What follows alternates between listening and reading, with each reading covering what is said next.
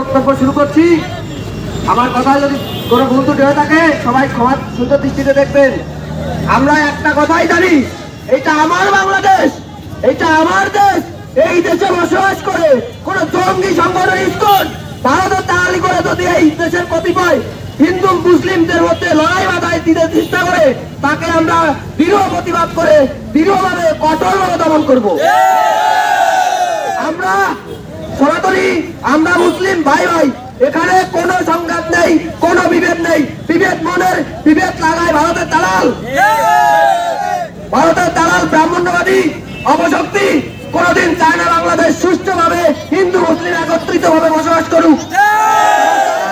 তারা চায় যে এই দেশ তাদের নামে বিকিয়ে যাক, তাদের দেশের অংশ। কিন্তু তারা ভুলে যায় যে আমরা যুদ্ধ করে শহীদ হয়েছি।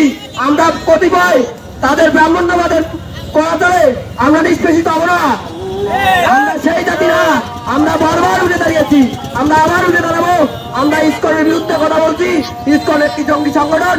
ইসকন আমাদের ধর্মের মধ্যে লড়াই বাঁধিয়ে দিয়ে ভারতের দালালি করে, ভারতের টাকা খেয়ে আমাদের এই দেশে অস্থিতিশীল পরিবেশ তৈরি করছে। এর পক্ষ থেকে আমি হুঁশিয়ারি করে দিচ্ছি, যদি এইরকম বন্ধ না করা হয় তার আরো কঠোর পদক্ষেপ নেওয়া হবে।